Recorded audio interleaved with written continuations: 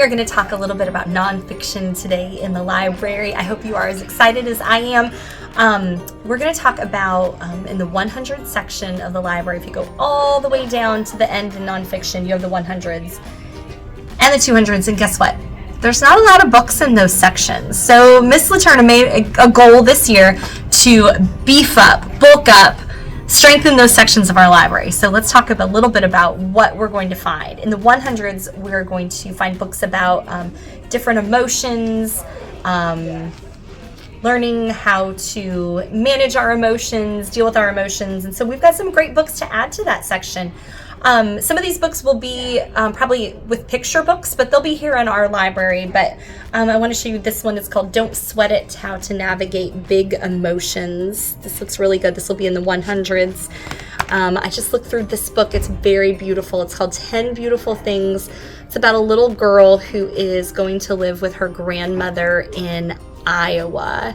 And she feels like it's going to be the worst experience ever. And on the drive there, her grandmother challenges her to find 10 beautiful things while they're driving. And it's a very, very sweet, sweet story. So the girl goes from being very upset and feeling like she's very empty to being filled with all of the beauty surrounding her. So this is a great story. This looks really cool. And Miss Laterna, we're going to have to talk about if this needs to be in graphic novels, because this is written as a graphic novel. It's called Lava in My Veins. The main character has superhero powers, but when he gets upset, he can't control the lava that shoots out of his hands, and it creates all kinds of problems. So he goes to a new school where he has a teacher who believes in him and can help him learn how to calm down and control his superpower. So this is a really, really cool book to share teachers with your classes, kids to find. It's a really fun graphic novel. We've got a great one, Are You Mad at Me? This one looks really, really cute and sweet.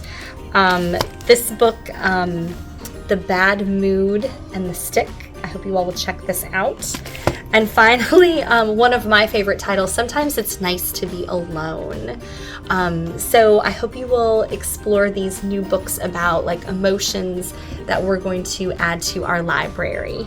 All right, but next we're moving on to our 200s. Okay, in the 200s, we are going to find books about all kinds of different religions that we find around the world. So we have this great picture book called My Religion, Your Religion, about different kids and the different religions that their families all practice. We have a great book called A Hindu Life. So these next books are in a series called Following Faith, A Hindu Life. We also have a Muslim life. We have a Jewish life. We have got this, it's called My First Book of Bible Stories.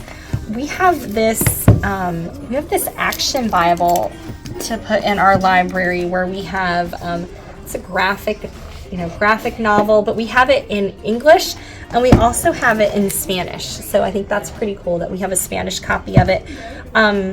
We have the Action Storybook Bible that you've probably seen in a lot of different places. And we've got this one called Heroes and Villains of the Bible, and another one right here. So we've got all kinds of different books about religion that we are adding to our 200 section of the library. And I think they're going to be really, really interesting and great for you to check out. So next, I think we should do something different. Okay, let's do it. Okay. Hey, kids. Okay. Okay. Now I'm videotaping you. Yeah. Okay. Okay. Now I got it. Okay. All right. So I got these other great new set of books that I want to put in the religion section. And I want you to think about a long, long time ago, all over the world, people believed in many, many different types of gods, and that these gods would control the natural world around them. So you had Greek gods from the ancient Greeks and the ancient Romans. Then you had in Egypt the people believing in Egyptian gods. And then in Northern Europe, they had Norse gods, like where Norway is now today. So I want you to imagine if you take all this ancient mythology, these gods from long time ago, and you combine them with a Who Would Win book. And that is where we have these different gods from these different mythology religions competing against each other, and this is what this series is all about. So it's like, who would win with gods? And here is Zeus versus Ra. Now Zeus was the Greek god. He was like the king of all the gods, and in ancient Egypt you had Ra. He was the king of all the Egyptian gods. So what would happen if these two gods duked it out? We have Hades and Anubis. They were both gods of the underworld in ancient Greece and Egypt. We have Fig and Aphrodite, they were like gods of beauty.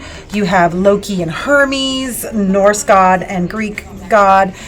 Odin and Ares, these were gods of war from ancient, from the Norse mythology and Greek mythology. So these books I just think are going to be really popular if you like to learn about mythology and you like to find out who would win. So check these books out. Check all of these books out that are in our nonfiction section for the 100s and 200s, and we will see you soon. But before we see you, I want you to like and subscribe so you can come on back to our YouTube channel and find out more about the Washington Henry Library. Thanks, guys.